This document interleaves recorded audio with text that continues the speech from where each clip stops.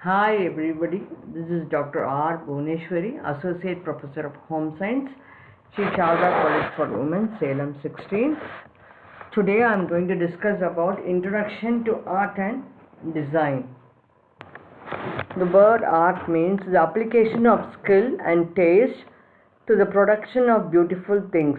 A simple house can be made to look attractive by decorating its interiors tastefully. Almost every human being has some natural ability to recognize beauty and suitability in interiors and in arrangement of their furnishings. Interior decoration is an art of adjusting the space, furnishings and equipment to suit the fundamental and cultural needs of the family members and thus creating a pleasant atmosphere. This art or talent can be developed by observation, study, experience, and developing skills in creative art. A design is a visual plan used in creating beauty. Everything an individual visualizes has a design, and we use words that tell about the lines, shapes, colors, textures, and patterns to explain the design. The basic elements of art are the lines, shapes, colors, textures, patterns, and space.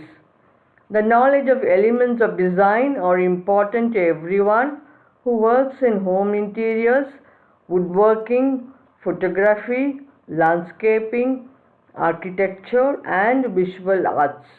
An individual who understands the design elements will be more successful in designing projects.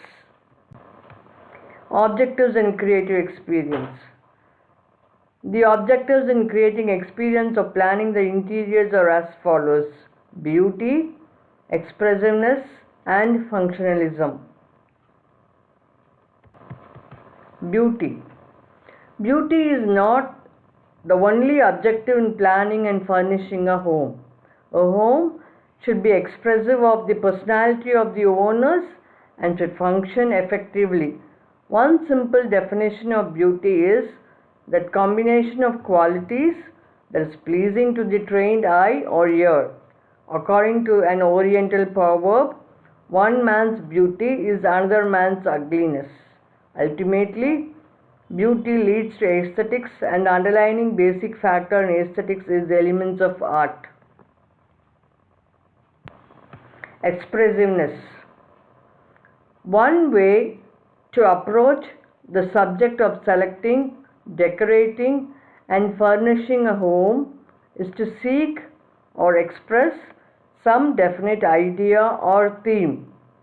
Some of the ideas that are expressed in homes, consciously or unconsciously, are naturalness, sophistication, intimacy, formality, warmth, coolness, delicacy, strength, freshness, antiquity.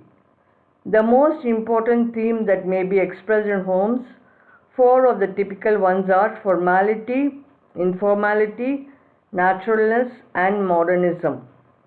Formality. A home that expresses formality usually also expresses dignity, strength, reserve, and impressiveness. Features that contribute to this effect in a house are unbroken lines, large spaces, and a symmetrical facade. The furniture, though not necessarily traditional in style, but arranged with formal balance. Now, what is functionalism? The home should give maximum of service. The selection of the individual articles should be governed by a critical judgment of how well they fulfill their functions. Every phase of the home planning and furnishing should be based on function. The number of rooms and their arrangement depend on how best they serve the family. Furniture is arranged in functional groups like for study, reading, sleeping, and conversation. Further, of garden furniture should be waterproof and upholstery should be durable.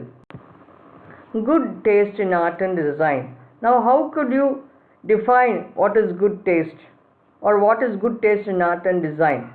Every individual should understand and apply the elements of art and principles of design in creation, selection and arrangement of interiors. The selection and arrangement must be economical and beautiful. Developing good taste enables an individual properly to judge. Beauty is determined also by the quality of objects chosen. The idea is all too prevalent that in decoration, an object must be ornamented if it is to have an art quality. Some of the basic criteria for developing good taste are as follows. So when decoration is used, it should be simple. Over decoration is one of the worst faults. Taste is molded to a very large extent by things which surround us. The taste of the family member is influenced generally by the object selected by the homemaker. It is privilege for the children to develop a good taste who live in a home in which there is an orderliness in selection, arrangement, wherein beauty and good taste are automatically achieved. The elements of art are to be used according to the principle of design in order to achieve the objectives of beauty, expressiveness, functionalism, which in brief are given below as guidelines for creating design. Now the elements of art. What are the elements of art? Line, form, color, texture, pattern, light and space. Now the principles of design are proportion, balance, harmony, rhythm, emphasis. Now what is the objectives? Objective of this is beauty, expressiveness and functionalism. The requirements for a good decorative design. Now how should a good decorative design look? The first criteria is the decoration must be used in moderation. The decoration must be placed at structural points and it strengthens the shape of an object. There must be enough background space to give an effect of simplicity and dignity to a design. Surface pattern or design should cover the surface quietly. The background shapes should be carefully studied and as beautiful as the pattern placed against them. The decoration must be suitable for the material and for the service it must give. Now what are the types of decorative design? There are 4 types of design. The first one is naturalistic design. The second one is conventional design or stylized design. The third one is abstract design and the fourth one is geometric design. Now what is naturalistic design? Naturalistic motifs look like pictures, usually of flowers, fruits, animals or scenes from nature. When the motifs are selected from nature and reproduced exactly, it is called as naturalistic decorative design. A realistic painting of bouquet of flowers, leaves, naturalistic landscapes expressed in photographic or as in painting are more or less the exact expression of something that we see in the nature.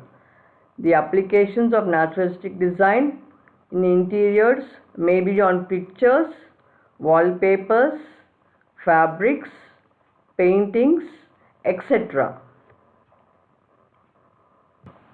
Now what is conventional design or a stylized design?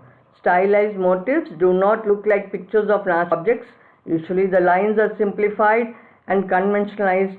Sometimes they are distorted.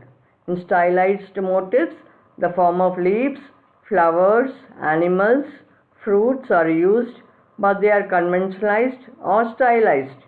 Even the form and the color can be conventionalized. Application of stylized design include floor finishes, carpets, furnishing materials, wallpapers, pictures, etc. Patterns are something made as a combination of stylized and geometric motifs. Example, stylized design of a peacock, duck, human being, etc. Abstract design. A combination of lines, stripes, etc. are classified as abstract design. Plates, dots, stripes, checks, and geometric pattern in textiles are examples of abstract design. These designs may be flat or it may express depth with 2 or 3 dimensional figures and objects. In modern art, the application of abstract designs are widely used. Now, geometric design. Geometric motifs are based on the pure forms of the circle, rectangle, triangle, stripes, dots, checks, plaids, etc. Although endless variation and combinations of them are used to create designs, their beauty is derived from either elegance of proportions or their arrangement in relation to other shapes in a composition. Geometric designs are widely used in crockeries, floor coverings, wallpapers, furnishing items, wall hangings, pictures, etc. Modern designers prefer geometric motifs in the small amount of pattern they use. Now we are going to see the elements of art in interiors and home furnishings. The elements are line, form and shape, texture, pattern, color, light and space. Now we will see about each one in detail. Line. The line is a mark drawn with a pointed moving tool. It has width as well as length, but the width is very small compared to its length. Line is an important element of art in home planning and furnishing. Lines have positive emotional significance depending upon their direction and their quality. Line can be horizontal, vertical, dotted, zigzag, curved, straight, diagonal, bold, or fine. Lines can show directions, lead the eye, outline an object, divide a space, and communicate a feeling or emotion. Now, effect of line. Lines can communicate an idea or express a feeling. They can appear static or active. Lines define objects. Lines may be used to create harmony or contrast as their need may be. They compel our eyes to follow them. There are different types of lines and their effects in interiors: vertical lines, horizontal lines, diagonal line, curved line, and zigzag line. Now, vertical line. Vertical lines are masculine in effect, which suggest life, activity, and dignity. Vertical lines create a feeling of height. The vertical pictures, table lamps, are the examples for creating addition of vertical lines in interiors. Now, horizontal line.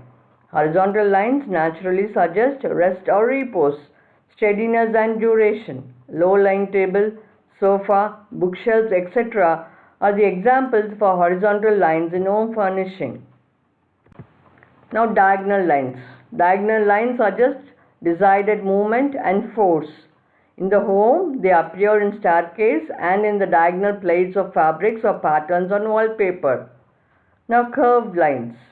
Curved lines are graceful, feminine in effect, and are subtle, carefree, youthful, and flexible.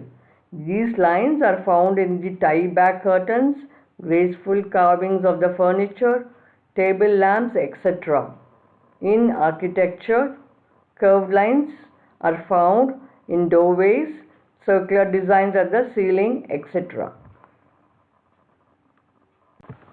Form and shape. Now we are going to see the next element, that is form and shape. Form is the most important element in the home planning and furnishing. Without the beauty of form, excellent color, pattern, texture, and mere decoration are of no use. Two essentials of form are that the form of an object should suit its function and that the form of an object should be strongly influenced by the material from which it is made. Harmony of form is essential in assembling home furnishings. A dominance of one kind of shape or form unifies the total effect. Texture. Texture is the element of art that refers to how things feel on the surface, that is rough or smooth. Texture is the surface quality of an object, that is how someone feels when touched or looks like it would feel if touched. For example, a sandpaper is rough, a velvet is a smooth. A drawing of a house could show a rough exterior and a smooth interior surface. Texture adds variety and interest. So texture refers to the surface or feel of an object, whether smooth, rough, soft, etc. Texture may be actually felt with touch, tactile, or implied by the way an artist has created the work of an art. It is visual. Now these are some types of texture: hairy texture, lazy texture, leathery, spongy, feathery, creepy, groove textures. Now coarse texture, crisp texture, polished, solid, crystalline, delicate, dense, rough, metallic, marble, deformy. So there are umpteen number of textures which can be used in the interiors. Now pattern. The term pattern refers to any sort of extrinsic surface enrichment and applies to both two-dimensional and three-dimensional objects. In interior decoration, it is well to use the word pattern rather than decorative design or ornamentation. Surface pattern contributes liveliness and interest to a room. It is customary to use pattern on at least 1/4 of the total surface areas. Now color. Color is the universal, and the great enjoyment of the color is the ability in enhancing the beauty of interiors or the environment that we live in. To use color effectively, one needs to understand the characteristics, nature, and the language of the color. Further, the various color schemes and the application of the principles of design in use of color for the interiors, which is an art and science by itself. And thank you.